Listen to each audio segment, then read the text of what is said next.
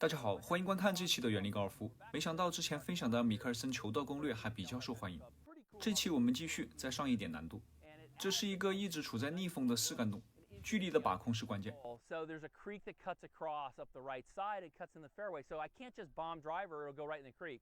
So I have to shape a shot. Now, the wind is in left to right, so I can't just start it out left and let it draw because I got trees right here.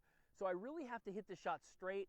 And I almost want it cutting to get away from the creek so I get away from the right side. What I'm going to do is I'm going to hit a driver, but it's not full, and I'm going to hit it low, like I call it a chippy driver, but it's really not.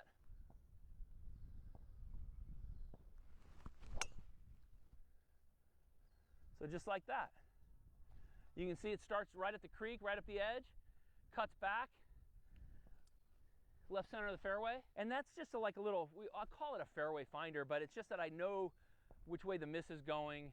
It's out of the air, so it's not in the air very long, and it's just much easier to keep it in play. 想象弹道，避开障碍，找出最优解，并且打出来，一气呵成。最后再把成功的经验做一个总结。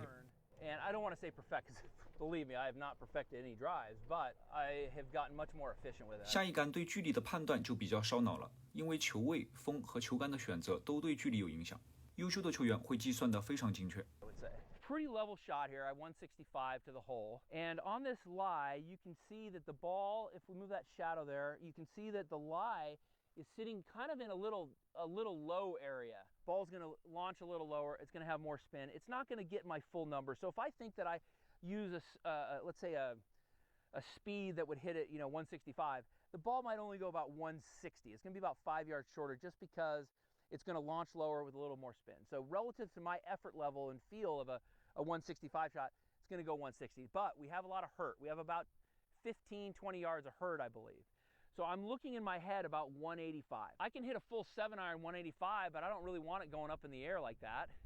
So now I'm going to drop down to 6-iron. I'm going to start working off Pell. So Pell 6 is 190. I know that I'm going to have to take off of that. Because I have enough club, so much club, that when I do take something off it, it's going to be low and flat. So really, the wind won't affect it as much with this club as if I were to hit a 7-iron way up in the air and with more spin. So now I feel like my number with this club is going to be close to 75-ish. It's only going to be 10 yards of hurt because it's going to be so low with so little spin by taking so much club. Now imagine if I took a four hybrid or a 3-wood and I just hit a little low shot that flew 165 yards, wind's not going to touch it at all. So it's like finding that balance of what club, trajectory, spin rate, and so forth will be affected by the wind and how much. So on this monitor, it's probably going to be around 170. I know that 190 is my Pell swing. I know that the ball is going to come out a little bit shorter because of the lie. So now I'm looking at, instead of 175, if that's my number on the monitor, I'm looking at trying to hit it 180 in my feel, which is 10 off of Pells. So I'm going 10 off of Pells, which is a little bit shorter backswing than my normal Pells. I know, man, it's a lot of stuff going on in my head. So I'm trying to explain all the stuff that is in my head, so maybe you have a little bit of empathy when you watch me on TV and be like, oh my God, what is this guy doing? But now I'm going to try to dummy it down. All right, I know that I'm trying to hit a 175-yard shot on the monitor. It's going to feel like 180. I know that feels like 10 off of Pell. So I'm going, now everything's clear in my mind. 10 off of Pells, that's all I'm focused on. I'm going to hit a little flat cut 6-iron. Look at that. Look at that. Look at that laser right on the pin. Pin high. Come on, check this out. So we hit 172 on the monitor. It landed 3 yards short of the hole. It skipped up to pin high. So see, that's how it's done.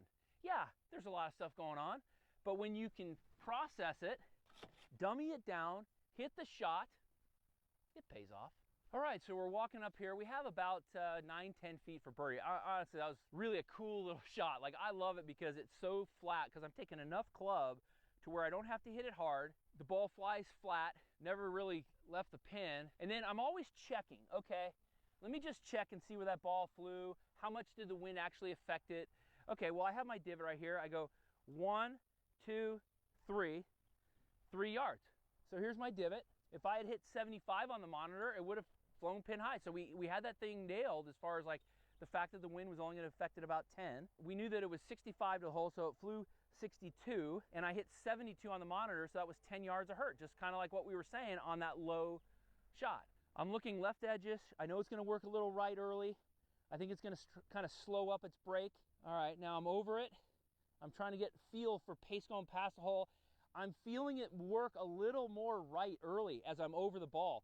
So I've taken my left edge. I'm going to make a fraction adjustment to just outside the hole and let kind of my instincts take over here. So I started just outside the hole. Go, go. Okay, I got lucky because I didn't give it the pace I wanted, but by using my instincts and letting it play a little bit more break, I was able to take that last little bit, what I call kind of like a connection, that feel, that sense, to make that adjustment over the ball to end up making another birdie. 想要推其实推短了一点，确实我们在打球时不可能每一杆都做到十全十美，但是打球前的计算是能够做到有的放矢的，这样会大大减少下场的难度。